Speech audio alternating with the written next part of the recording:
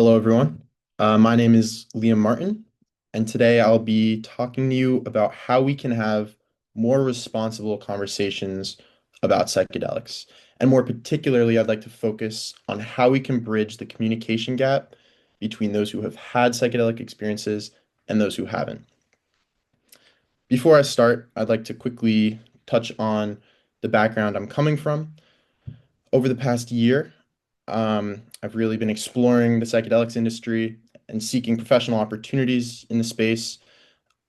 And a few of these opportunities have really developed my interest in strategic messaging around psychedelics. So, namely, my experience at KCSA, it's a PR firm that operates within the psychedelic sector. And a big part of what we do is we communicate ideas about psychedelics in a way that is accessible to a broader audience of consumers, many of whom have little to no background knowledge on this topic. And that's similar with the work I do at Enthea, which is an insurance startup covering psychedelic therapy through employee benefit plans. In my role there, I'm often speaking with employers about the potential benefits of covering psychedelic therapy for their employees. And like I said, I'm often having conversations with people with little to no knowledge about this topic. I've learned the same thing from both of these experiences, which is that psychedelics are still heavily stigmatized and come with, unfortunately, a lot of cultural baggage. And ultimately, what I've come to recognize is that psychedelics have a clear communication problem. And I identified two primary reasons for that. The first of which I've already established, which is that these drugs are still very stigmatized. Conversations around these drugs are not always acceptable or appropriate. Um, and what exaggerates this problem is that people often describe psychedelics or their psychedelic experiences as ineffable. Or, in other words, people report having trouble conveying their experience through words in a way that's accessible to other people. So, not only are these drugs hard to describe, but they're often unacceptable to discuss. And when you put these two things together, what we result with is a massive barrier to productive conversations around this topic. And I argue that this lack of dialogue comes with some severely negative implications that are often under-recognized, but you may relate to some of them on your own. So, and these exist on an individual level as well as a societal level. And I'll touch on a few examples, but on an individual level, this lack of dialogue may lead to feelings of disconnection from others, or feelings of fear, isolation, or shame. And on a societal level, this lack of dialogue leads to policies that are shaped by fear rather than information, and overall slowed innovation in the mental health space and slowed progress for the psychedelics movement as a whole. So, to touch on just a quick example of how ambiguous language and terminology around psychedelics can lead to real world implications like policy misalignment, I'd like to touch on this example that some of you are likely familiar with already, which was the FDA's review of MDMA assisted therapy last year. So, as you might know, Lykos Therapeutics application was ultimately rejected. Um, so, what happened? Truthfully, there are a number of reasons that this application did not pass. And I'm not saying that this is the most important one, but I do think it played a role. And what I'm referring to here is the ambiguous language that and phrasing to that Lycos used to describe the mechanisms of MDMA assisted therapy, which oftentimes confused regulators and even made them uncomfortable at times. So, to be more specific, terms like ego dissolution and inner healing intelligence or mystical experience, these are all terms that were used by Lykos in their manual for MDMA assisted therapy. Um, but obviously, whether or not you understand those terms or not, they do seem to escape the purview of standardized science. And some critics warned of mystical and utopian goals coming from Lycos. So let's focus on one of these phrases, inner healing intelligence. This was a phrase used to describe the mechanism by which MDMA helps participants process their trauma. So Rick Doblin says that he was told to stop using this word because people just don't know what it means. And he responded to this by saying that this phrase is just to say that we support what's emerging. We let people come around to the trauma at their own pace. To many of you, this may make perfect sense, and the use of this phrase might not seem problematic whatsoever. And that's completely fine. But the truth is that this phrase was very confusing and perhaps meaningless to a large body of the people that were present at this FDA panel. So to me, this begs the question, should Lycos have tried to use more accessible language in their application? I'd like to touch on one more quick example that's a bit more personal. So Jules Evans, who is now the director of the Challenging Psychedelic Experiences Project, had a challenging LSD trip when he was just 18 years old that left him feeling anxious and afraid by the time it was over. Unfortunately, shame around taking this drug in the first place prevented him from opening up about this experience to his friends or a professional or even his family for years. For years, this experience was something that was completely private to him and really a secret to him. And his symptoms of anxiety just worsened over time until he finally spoke out about the experience to a trusted professional. And lo and behold, that's when his symptoms started to improve.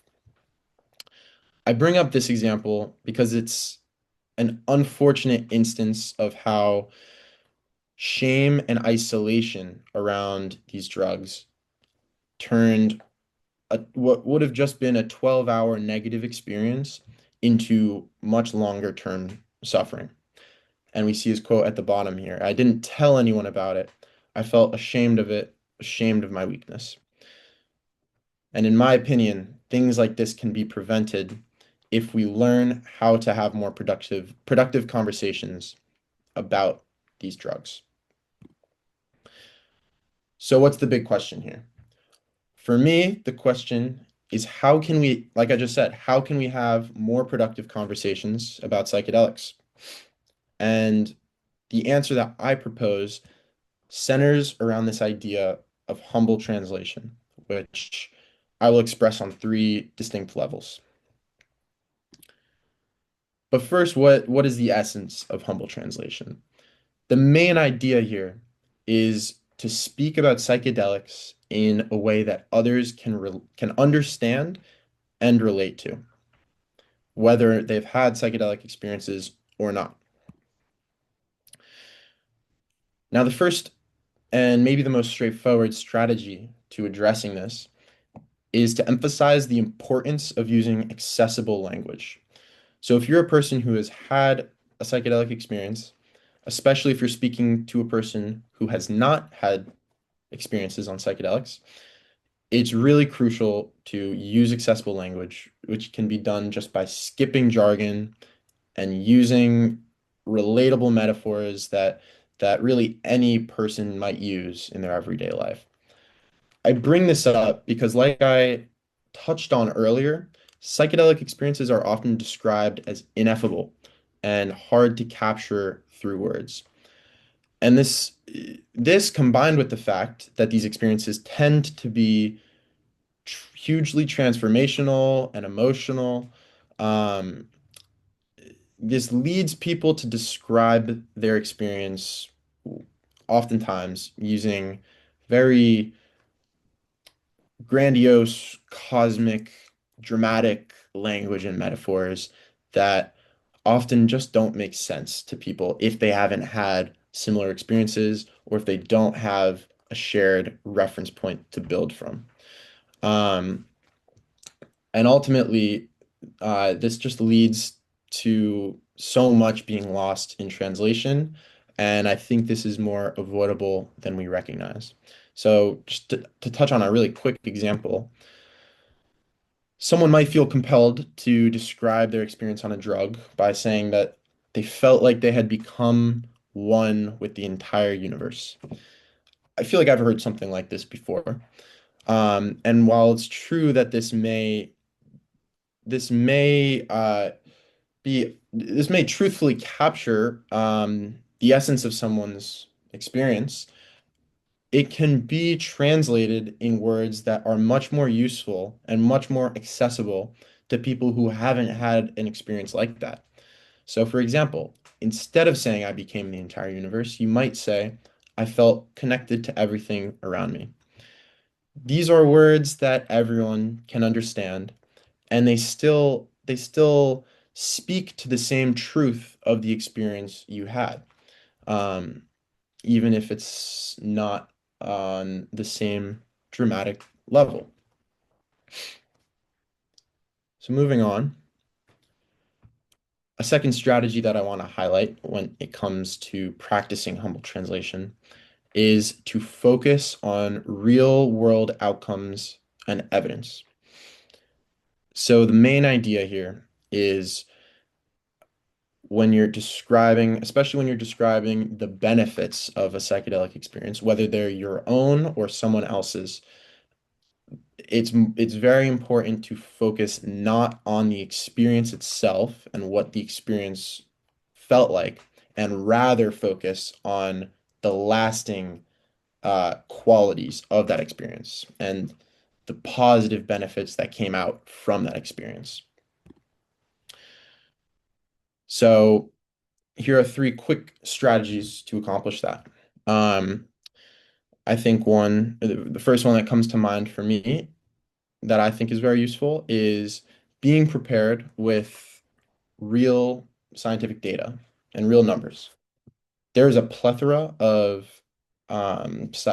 clinical trials of different psychedelics for different mental disorders. And especially when you're speaking to someone who's skeptical of this topic and skeptical of the benefits, it can be extremely helpful to ground what you're saying in numbers. And what makes this even better is if you can attach this data to real world anecdotes.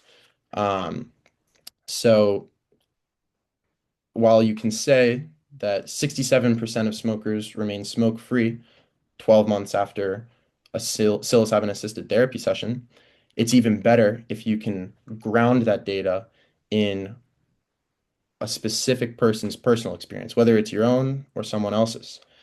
And to that point, if it is your own experience and you are a person who has benefited from these drugs, I think it's extremely important that you start to intentionally identify specific ways that you've noticed changes in your own life following an experience. And this can take an infinite number of forms. But if you are someone who wants to convey the personal benefits that you've experienced, try to identify them in your everyday life. Um, Examples of this might be new positive outlooks on the way that you experience life, or it may be new relationships with better relationships with substances you use or unhealthy habits you have, whatever it may be. The idea here is to really find examples of ways that your life has changed that other people might be able to observe from a third person perspective. And it just adds legitimacy to the idea that you're trying to convey.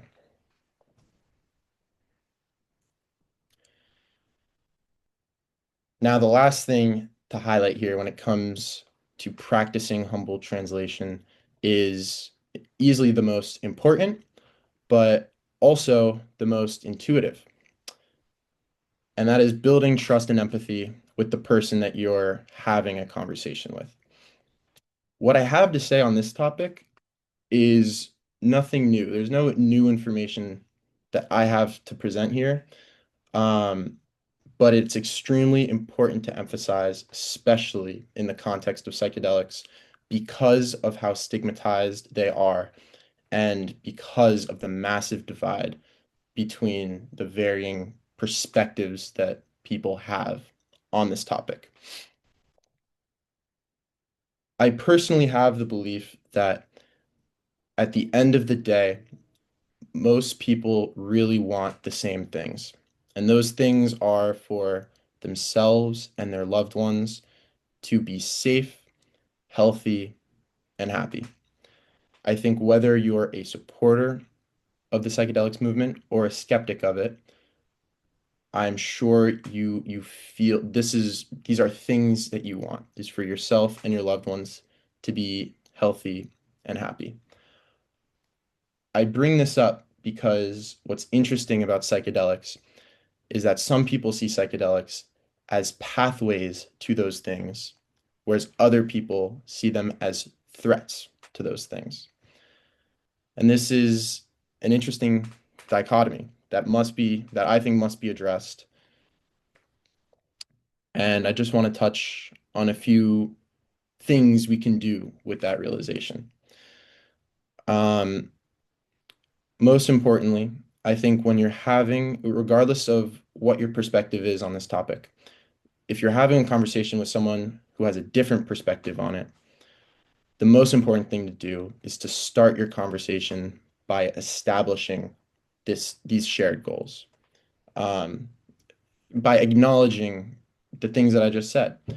For example, if you're speaking to a loved one who has a dramatically different perspective on the risks or the benefits of psychedelics than you do, it will serve you well to start your conversation by acknowledging that you both want each other to be healthy and happy.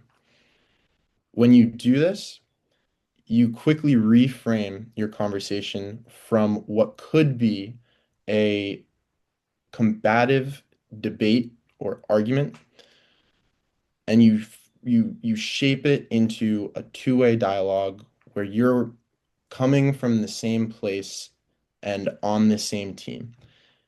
And this is what will allow you to have an actually productive conversation.